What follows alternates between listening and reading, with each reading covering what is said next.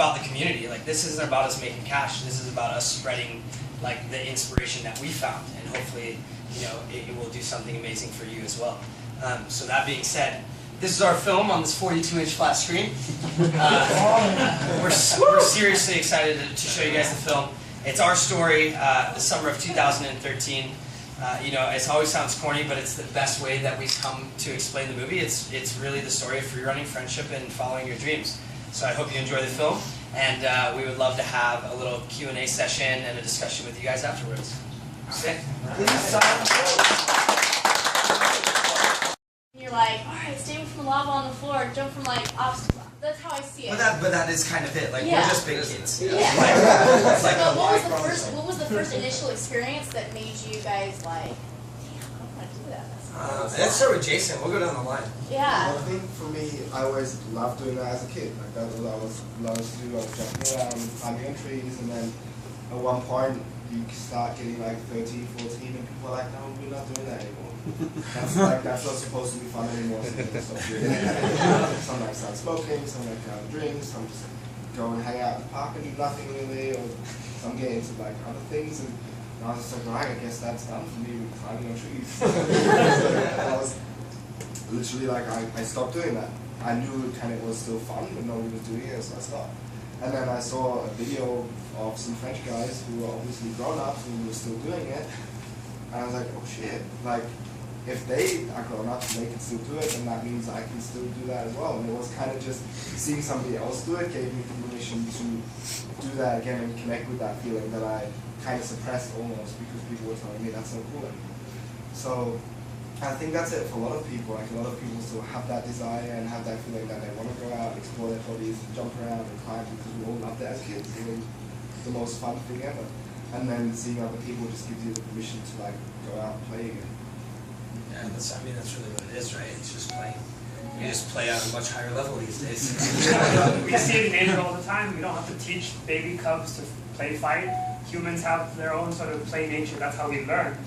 We just indulge ourselves a little bit longer than the rest of all the other people. But that's it. Like, I think everyone in the world has like a superhero fantasy, or being more powerful than you are. And I think just everyone here just indulges it a little bit longer than they should.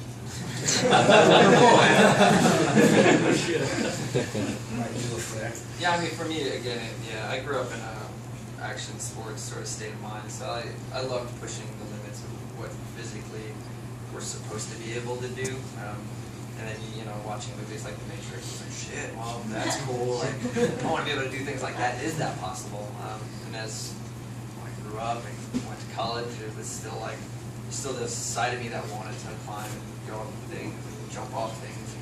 So I just saw some kids doing it in person. And I wasn't even fully sure what they were doing, but I jumped in. I was like, oh, check this out. That's hard. And they were like, no, we're not doing that. We're all about strength and control and overcoming obstacles with physical and mental. I was like, whoa, I'm in. And that was it. And like, the beauty of that is like, I became obsessed with this idea. I continued to play, and I ended up moving to New York and was working till like 10 p.m. Would get home from the train at 11, go out in the city till like 3, wake up the next day and do it all over again. Mostly because I just had fun doing it. Yeah. I wanted to be a Ninja Turtle.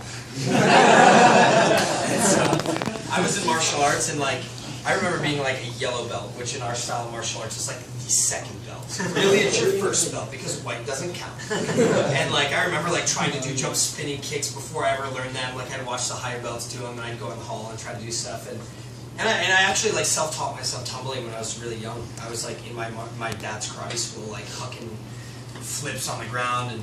Like, dude, I got into tricking, which is like acrobatic martial arts, right? Most of you guys know what that is.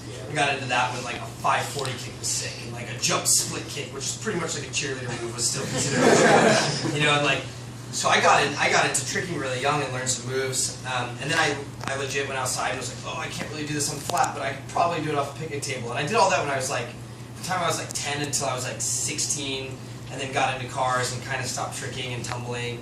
And I came across a video. I was teaching martial arts, like you guys saw, in Orange County, and I came across this video called Urban Ninja.